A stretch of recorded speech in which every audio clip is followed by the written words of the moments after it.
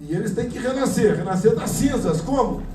Jogando um contra o outro, como a massa do Brasil, empregado contra patrão. Então, o que eu acho que ele deve fazer? Muita cautela, não adianta fazer notinha na imprensa, editorial, cartão de jornal, discurso na internet, discurso da Câmara. Cada discurso, vocês estão na linha movediça. O que eu acho que pode ser feito? Olha, Peçonha com Peçonha. Começa a falar, já que ele quer resolver o PT na canetada, por que não resolver a questão do salário mínimo também? Por que não botar na PEC 10 mil o salário mínimo? Que é mais importante, vocês têm que provocar o chefe do executivo, que é o chefe da esquerda. Ele tem que se pronunciar sobre essa lei.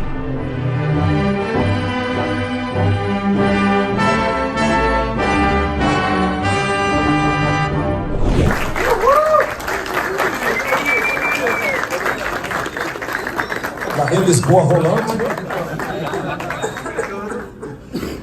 Volta Bolsonaro! Epa! Volta Bolsonaro! Volta Bolsonaro! Volta Bolsonaro! Volta Bolsonaro! Volta Bolsonaro! O presidente estava enrolando aqui, falando um pouquinho, mas todos nós estamos esperando aí a sua palavra final. O Valdemar falou, e eu acabei de acabar nesse momento.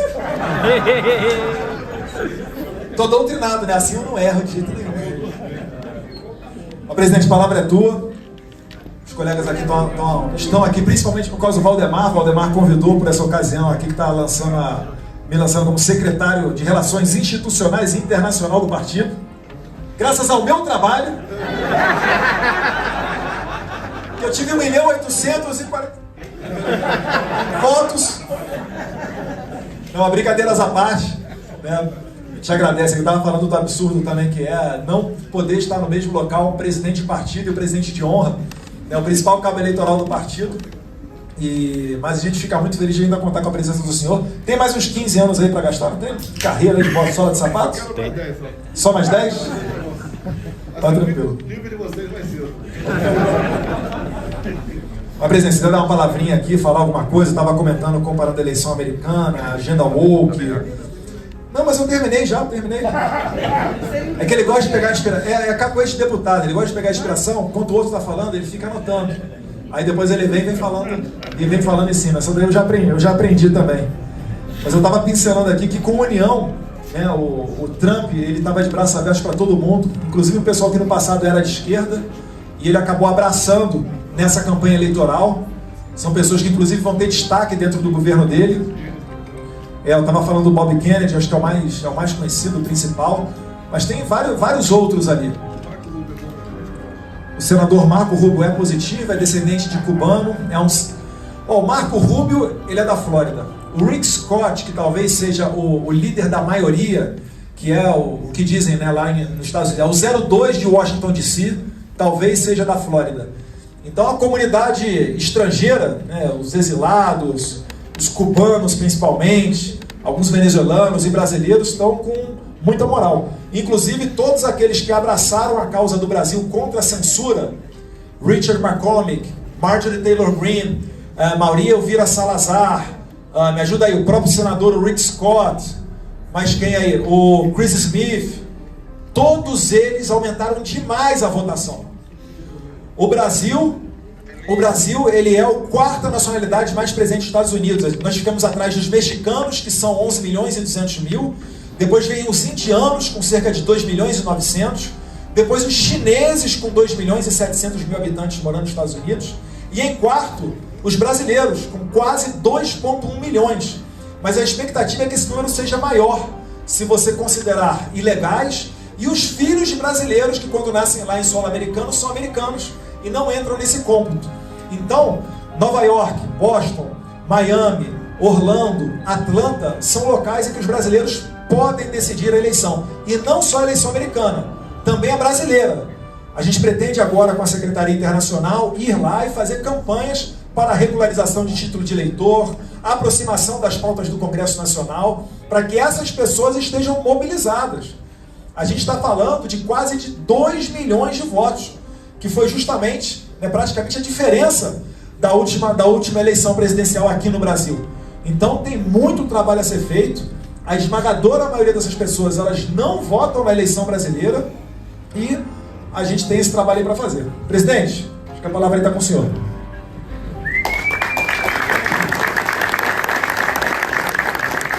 Boa tarde, cumprimentos a todos. Nós estamos transformando a política pelo Partido Liberal, que está tomando forma, deixou de ser geleia, como outros partidos ainda são, o nosso já foi no passado, e o que a gente quer é uma interação com o eleitor. Nós somos, durante a campanha, uma pessoa e depois também a mesma pessoa. Então isso está dando credibilidade para nós. Não teve algo para ferir, mas com toda certeza, proporcionalmente, o nosso partido tem o maior número de votos femininos, dado ao trabalho do PL Mulher por todo o Brasil. Bem, o Eduardo teve alguns dias nos Estados Unidos, eu pedi para ele ficar mais 3 dias lá, tratou de outros assuntos, porque os Estados Unidos é a maior democracia do mundo, é a maior economia do mundo, é a maior potência militar do mundo, e eles projetam poder. Tem uma passagem minha, eu tive 2 anos com o Trump, um excelente relacionamento, muita coisa pré-acertada. Infelizmente, houve uma catástrofe em 2020 e ele perdeu a eleição lá, que não é o caso de entrar em detalhes aqui, todo mundo tem noção do que deve ter acontecido. E ele passou 4 anos perseguido, ameaça de prisão, e venceu isso. Lógico, a diferença minha para dele é que ele é um bilionário. Eu não sou nada economicamente falando, só essa diferença, mais nada. Ele tem um carinho especial por mim. Você conhece os amigos nos momentos difíceis, tá aí no mundo afora, alguns chefes de Estado, tá, que mantiveram um relacionamento comigo. Como da Hungria, dispensava falar, tendo visto eu ter curtido umas férias com esse pessoal há pouco tempo e o pessoal queria saber o que eu estava fazendo lá. Foi lá fazer uma pizza com ele, tá certo? E tudo bem. Então o que acontece? A projeção, a marca do americano que o Trump vem dizendo é a liberdade de expressão. Eu duvido que o Trump assumindo, o X venha ser bloqueado aqui no Brasil, por qualquer motivo. Agora, uma coisa importante, eu sei o meu lugar. Eu, enquanto chefe de Estado, até fiz uma declaração economicamente falando. Nós estamos nos Estados Unidos como o Paraguai está para nós. Então não é eu sou o presidente igual a ele. Ou você tem humildade e cultiva amizades e busca dias melhores para o seu país, ou você vai viver na pomposidade, achando que nunca vai acabar o mandato de presidente ou de deputado também, ou senador. Bem, o Eduardo tem um bom relacionamento com a família Trump há algum tempo. Quando lá atrás eu cogitei ele ser embaixador, foi um escárnio da imprensa, fritador de hambúrguer, não sei o quê. Mas é inacreditável. Por exemplo, quem me acompanhou na presença viu o meu relacionamento com o embaixador de Israel, o coronel Shelley. Ele tinha carta branca e entrar, falar comigo sem falar com ninguém. Eu dei essa ordem. E ponto final. Assim como alguns outros embaixadores. Porque sempre quem está na portaria ali quer dar uma de galo, né? Não, já pediu audiência, já falou, quem é você? Então a gente fizemos esse bom relacionamento e fica marcado para sempre. Espero ser convidado por ele. Espero, não sei se vou ser convidado ou não, né? Se for, eu vou peticionar ao TSE para ver se eu posso ir lá acompanhar da esposa, né? Na posse dele. Se eu não convidar, paciência, tem seus motivos lá. Acredito que seja convidado. Bem, quem vai decidir se eu vou ou não é a Sua Excelência Alexandre de Moraes. Ok? 2 anos, não teve golpe ainda. 2 anos para pôr um golpe. Não tem nenhuma fotografia de um soldado na rua, tá? De um general aí levantando a espada. Nada. Mas o que eles querem? É nos aniquilar. Querem destruir o PL. Quando nós peticionamos o PL em 22, baseado em resoluções, em normas e leis, em poucas horas, um indeferimento, um despacho muito grande e uma multa de 22 milhões. Se nós recorrêssemos do indeferimento da petição, a multa passaria para 200 milhões, quem sabe a cassação do registro do PL. Isso é a democracia que a gente vive aqui. Entendam, ou a gente vai cada vez mais afundar nesse poço da arbitrariedade e da perda dos nossos direitos aqui no Brasil. Acredito que dê para mudar.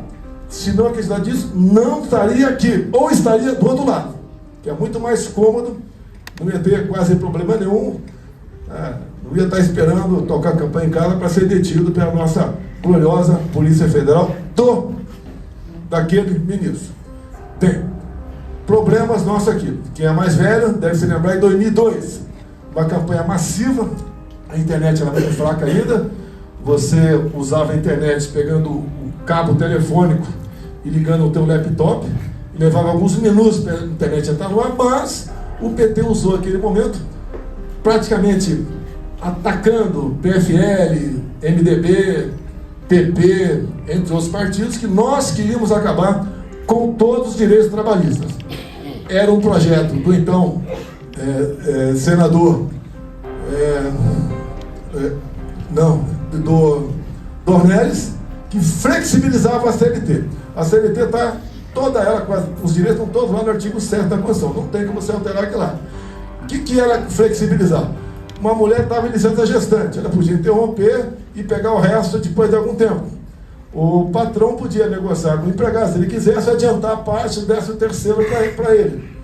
E assim por diante. O PT usou isso como se nós tivéssemos querido acabar com o 13º, fundo de garantia, hora extra, licença gestante, e pegou. Porque o pessoal pegava na internet o nome dos parlamentares, entre eles eu, que havia votado para flexibilizar a CLT, que era uma boa proposta, dizendo que eu queria acabar com os direitos trabalhistas. Até em banheiro público no Rio de Janeiro tinha minha fotografia como o inimigo do trabalhador.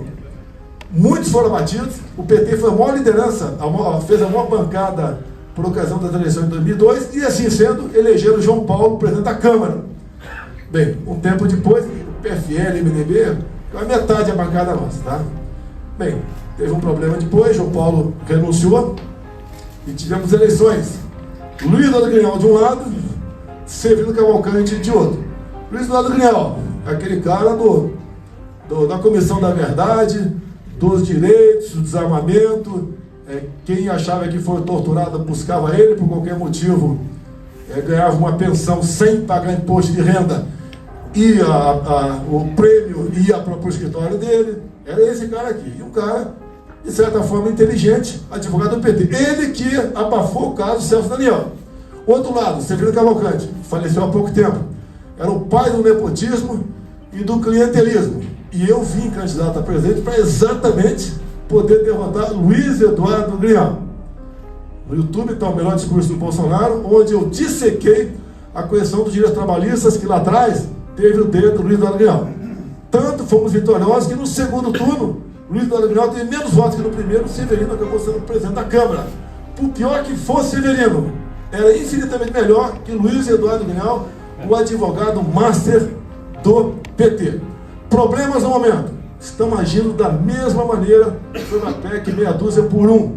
Não adianta se discursar para quem está na ponta da linha, que a maioria não vai entender. Ele acha que ele pode trabalhar 4 dias por semana e tudo bem, o patrão não vai diminuir salário, não vai ter problema nenhum, não vai encarecer o produto, entre outras coisas. Bem, quem está contra isso? Eu te falei com alguns deputados, discursando. Você tem razão, mas você está dando um tiro no pé. Você combate uma picada de cobra com peçonha. Então a PEC está aí, parece que conseguiu assinaturas.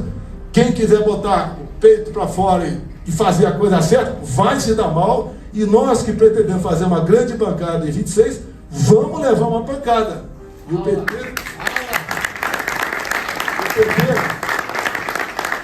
está buscando com essa PEC uma sobrevida, porque eles se acabaram. Eles são principais, mostram isso aí, se acabaram. E eles têm que renascer das cinzas. Como? Jogando um contra o outro, como o massa do Brasil, empregado contra patrão. Então, o que eu acho que ele deve fazer? Muita cautela, não adianta fazer notinha na imprensa, editorial, carta do editor de jornal, discurso na internet, discurso da Câmara. Cada discurso, vocês estão na areia movediça. O que eu acho que pode ser feito? Olha, peçonha com peçonha. Começa a falar, já que ele quer resolver o PT na canetada, por que não resolver a questão do salário mínimo também? Por que não botar na PEC 10 mil o salário mínimo? O que é mais importante, vocês têm que provocar o chefe do executivo. que é o chefe da esquerda. Ele tem que se pronunciar sobre essa PEC. A PEC tem que ser de autoria dele para resolver esse problema. O que eles pregam é o seguinte: você vai trabalhar menos e ganhar a mesma coisa. E como vai faltar vaga, né? Porque o cara vai trabalhar 4 dias na padaria, alguém tem que suprir os outros dias.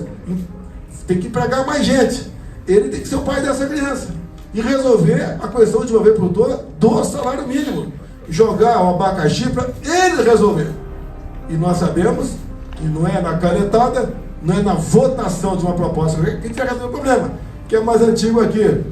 Deve ter pego a história da PEC 300. É a mesma coisa a PEC 300. Tá? Que foi uma confusão que quem se mostrava contra apanhava até não querer mais. Havia caravanas de policiais de todo o Brasil para cá. Ou seja, o que é a PEC 300 mais ou menos? O melhor salário daquele tempo era da PM de Brasília, estava aqui. Então os estados ganhavam aqui, todos iam chegar até o topo. Tá? E essa diferença quem ia pagar era a União. Naquela época, estimava-se 50 bilhões por ano a diferença. Hoje seriam 100 bilhões por ano. E toda vez que aumentasse a PM de Brasília, a PM do Rio não ia aumentar, porque essa diferença era coberta pela União. Então essa era a PEC 300, muito bonito no papel, né, como é de casamento de fadas, que ninguém vai ter problema nenhum, vai ver em paz e harmonia e amor a vida toda. Voltamos a essa situação. Com toda certeza alguém deve ter ideia melhor do que a minha. Raciocine, converse, não vão para provocação, porque gente que está muito bem hoje em dia por aí, vai acabar sendo vaiado aí até em aeroporto, porque não aderiu à PEC 300, porque está contra, e porque está contra o trabalhador, entre outras coisas. Dá para resolver com inteligência, audácia e jogando a regra do jogo do PT.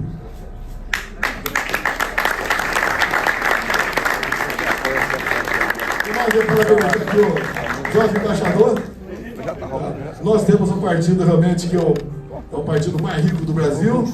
Tem o Valdemar da Costa Neto, que não está aqui, deixar bem claro, se alguém estiver gravando aqui, mande o áudio lá para quem disse que não posso me encontrar com ele, ok? É mais um esculacho para cima de mim.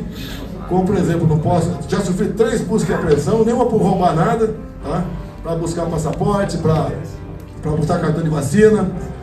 Porque o meu filho Carlos participava da ABIN Paralela, uma porcaria do programa lá que dá uma... Se tiver alguém com o celular que estiver nesse programa da ABIN, de 100 a 1.600 metros, então pode ser que nenhum de vocês esteja aqui nessa sala no momento. E por que nós queremos saber onde estava tal pessoa em tal lugar? Se o programa não grava nada, não vê nada, só diz se você está numa distância muito grande, tá? entre o que está sendo buscado pelo sistema. Tá? Então, nessa terceira busca e apreensão, a PF chegou às 7h30 da manhã em Mombucaba. Pela primeira vez na vida, vocês estão ouvindo falar 7h30 da manhã, não foi às 6 horas. Porque na live no dia anterior, que deu 500 mil pessoas assistindo, que eu falei que ia pescar, os caras esperaram eu sair para chegar e usar o último tipo de equipamento, até com roto-router em esgoto, para saber se eu tinha alguma coisa escondida lá. Não acharam e não vão achar, porque não tem. Tá? Os caras querem o motivo para te sacanear, para te constranger. Até naquele dia, falar que eu havia fugido de jet ski. Da minha casa até o ponto, tem que ser carro 200 metros, fugido de jet ski. Falaram que na casa do meu filho Carlos foi encontrado uma laptop da BIM. Não foi na casa dele. Foi na casa de um coronel cuja esposa trabalhava na BIM. E não foi naquele dia que eu importunei baleia, nem engravidei nenhuma baleia lá em Mambucaba também. Essa missão para outro amigo.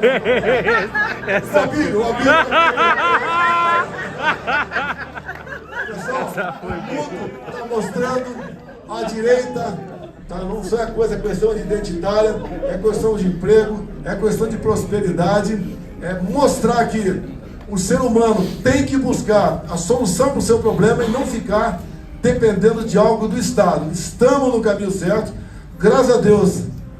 Trump foi eleito presidente dos Estados Unidos. Graças a Deus, o Eduardo tem um bom relacionamento com ele. Também tem, melhor que tem ele, para nos ajudar. Eu recebi para vocês agora há pouco uma matéria aqui, não sei quem foi que fez, deixar bem claro, né? Dizendo que sugestão para o governo americano, que só aceite no futuro, logicamente, eleições na América do Sul e Central, limpas, transparentes e auditáveis. Tá? Que não aceite, por exemplo, afastamento por inelegibilidade de candidatos da oposição, como na Nicarágua, Venezuela, a Maria Corina inelegível por 15 anos, e aqui no Brasil. Qual crime eu cometi? Quando alguém perguntar para você, o cara está inelegível, qual o crime dele? Reunido com embaixadores ou com traficante no Morro do Alemão? A outra elegibilidade. Essa aqui foi abuso de poder político. Não ganhou voto. Abuso de poder político, você ganha voto. Embaixador não ganha nenhum voto. E não mostram, a imprensa não quer. Recomendo vocês lerem o Metrópolis, que gravei ontem, hoje lá, sobre o inquérito 1361 de 2018. Ali está o clareia de tudo aqui. A imprensa não quer ter acesso. O inquérito está aberto até hoje. Por quê? Acusação de fraude em 2018. Por que apurou-se fraude em 2018? Porque eu ganhei? Ninguém falou em fraude agora. Falou em certas questões técnicas. Não tem apuração. Tem até multa para quem peticiona o tribunal. O que está acontecendo? Nós temos como solucionar esses problemas. É a nossa união. Que não apareçam mais, pelo amor de Deus, intergalácticos. Tá? Porque está cansado disso. Agora que é a nova direita. A nova direita. É o limpinho. Pô, eu me queimei, por exemplo, por algumas pessoas, né, lá em São Paulo, quando eu decidi pelo senador Marcos Pontes. O Marcos Feliciano não gostou, ficou chateado comigo, com o direito dele. Tá, continuamos amigos, mas senti que ele ficou chateado. Também a Carla Zambelli estava bem naquela época, ficou de fora, não gostou também. E por fora, né, tinha a intenção de se procurar a Gina Pascoal, ficou de fora. Botamos o Marcos Pontes. Bem, me desgastei, me queimei com as pessoas. Tá, atrasou um pouquinho, tudo bem. Mas detalhe, nós agora, no Correntiano, resolvemos, o ano que vem, né, apoiar o Davi Alcolumbre. Não queremos mais senadores zumbis no Senado. Não adianta lançar de novo o Rogério Marinho e perder e ficar sem nada. Nós brigamos pela CCJ, muito difícil, mas estamos brigando ao apoiar o Davi Alcolumbre, a primeira secretaria. E nós poderemos então deixarmos de sermos zumbis dentro do Senado Federal. O próprio apoio no passado da nossa Lira permitiu a Carol de Tone estar lá na CCJ, por exemplo, o Nicolas estava na educação, e o Brasil todo. Fizemos o possível, só lançamos candidatos em 1/3 de municípios pelo Brasil. Tinha município que não tinha nome, então não lança. Tinha município que tinha um nome até razoável, mas outro cara, de outro partido, estava com 80% de aprovação. Não vamos brigar com esses caras, vamos trabalhar junto, não lançar candidato. Não se lançar, não vamos nos empenhar para eleger ninguém lá. Ou seja, conseguimos em todo o Brasil que a direita, mas desse um banho na esquerda. E município onde não tinha ninguém do PL, o pessoal que gosta de nós, nos acompanha, não votou no PT, votou no PSD, votou no PP, no PR, entre outros partidos que vão ser aliados nossos. E eu peço, vocês já falei aqui, o intergaláctico, que é o limpinho, que fala, quando se fala de centro, ele fica com nojinho. Imagine esse presidente da Câmara. E você vai ter que ter apoio do parlamento. Lá são pelo menos 300 no tal centrão. Vocês vai apoiar. Você vai ignorar o centrão. Vai pegar os 200 para o outro lado. Ali PT, PCdoB, PSOL vai apoiar. Como é que você fica? Me dê a solução que a gente muda de direção. Esse jogo é o São Paulo. Não se discute mais. A decisão veio de cima. É o Nunes. Me deram a vice, Coronel Melo Araújo. Jogamos o em São Paulo. Aconteceu em Curitiba. Aconteceu em Porto Alegre. Entre outros municípios que nós ficamos com a vice. Nós fomos os mais votados nos municípios com mais de 200 mil eleitores. O PL está gigante. Ninguém esperava isso. As emendas são impositivas. A canetada do Supremo não foi por transparência, foi para obrigar o parlamentar a fazer como fazia-se no passado, que o parlamentar que quisesse liberar a emenda tinha que votar o que o executivo quisesse ou não liberava emendas. É isso aí. É fazer valer a força do parlamento, que é, no meu entender, o poder mais democrático que tem para a gente sair desse lamaçal, dessa linha movediça que o Brasil se encontra no momento.